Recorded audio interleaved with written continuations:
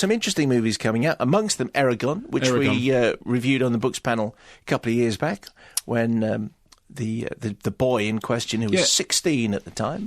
Now, was he 16 when the book came out? Well, he was 16 when he wrote it. I think he was about 17 by the time we spoke to him. OK, but he was still definitely a teenager at the point of publication. It was one of those genuine hits. They kind of self-published it themselves. His family who live in the cave somewhere in America. Yeah. And then all of a sudden it sold about 10 million in 5 minutes. Exactly. OK, so Christopher Paolini, his name? It is him. And as you say, based on a novel by him which he wrote when he was very young. He's not quite so young now, and he apparently was revising it during the course of the screenplay being written. Basically, sword and sorcery fantasy romp set in the wake of a time when dragon riders once, ruled the world astride mighty beasts. Is that right? As we are told in the beginning. Yes, no, but that time has now passed, and now we are on into a time when things are not good, and the world is now ruled over by John Malkovich as evil king. That's quite good, actually. You'd probably vote for John Malkovich to I rule would, over you. exactly, yes. I quite like John Malkovich, although he's a complete ham.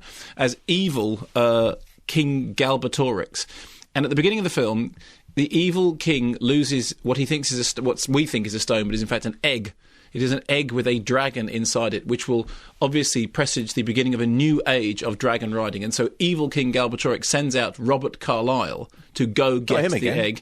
And Robert discovers that the egg hath hatched. I'm sorry, I'm starting to talk in the manner of them. It hath hatched, but to a lonely farmhand. It has hath hatched, surely. It has. And I'm also falling into I am John Malkovich, the famous screen actor, and I am going to get paid a very large amount of money. He was only on set for 2 days, Jeremy Irons told us, isn't he? Yeah, right.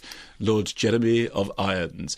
And then Robert Carlyle did... Well, look, in the sort of posh actor end of it, there is at the one hand the John Malkovich, on the other hand there is Jeremy Irons doing Jeremy Irons with a beard, and then there's Robert Carlyle doing the mad-faced guy, who Robert Carlyle gets it quite right.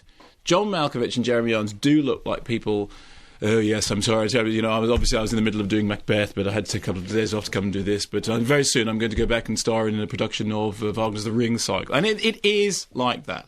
Now, with the most charitable head-on that I have, in the, Wurzel Gummidge, I'll take my unpleasant head off, I'll put my charitable head on. Why? Why would you do that? Because I'm going to try to be charitable for a moment. Very young kids will probably find Eragon perfectly acceptable. I checked with the BBFC ruling, and it says basically that it contains mild fantasy violence and scary moments, a few mild scary moments, and a little bit of dragons, but really nothing much more than that. The problem is the world has moved on a lot in the last 5 years in terms of sword and sorcery. I mean, for one thing, although I hated the first Harry Potter movies, since Harry Potter and the Prisoner of Azkaban, it really hasn't been acceptable to do sort of slightly half-baked kids, dragons stuff. Also, actually, in the wake of, remember that film Dragonheart? Which was rather good. That was rather good dragon movie. And then, of course, we've had Reign of Fire. We've seen a lot of great screen dragons. So just saying the dragons are good isn't going to cut it anymore. As far as the elves and goblin stuff, that is sub-Lord of the Rings hobbity tosh, and one invokes the Lord of the Rings very, very carefully, because I don't, as I said, I'm not interested in reading the Lord of the Rings books. I'm really not. I don't care about the, Tolkien diehards and all the rest of it. I just think it's a brilliant piece of filmmaking by Peter Jackson. This is directed by Mr. Fangmeyer, who in the past has been Stefan Fangmeyer, who's been somebody who worked in visual effects, and clearly that's where he's on his strongest ground. He understands visual effects. He doesn't understand storytelling. He doesn't understand narrative. He doesn't understand plot. He doesn't understand character development. And he doesn't understand how to make something seem like anything other than a great big ornate pantomime. So with the best will in the world, you can say that it's not going to offend many people, and fairly young audiences, I'm not very young, but fairly young audiences will find it okay, because there isn't James Bond being tied to a chair naked and being struck repeatedly with a large piece of rope, and there's almost no kissing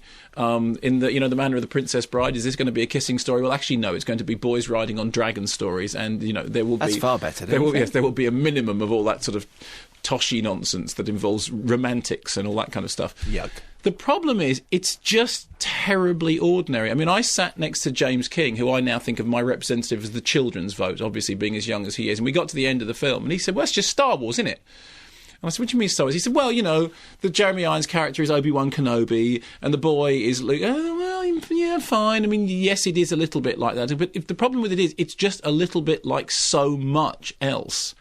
And the bits with John Malkovich in are just unforgivable. I mean, unforgivable in that way that only John Malkovich can do, which is, I really am so far above this, but I am, on the other hand, John Malkovich, and so I will read it.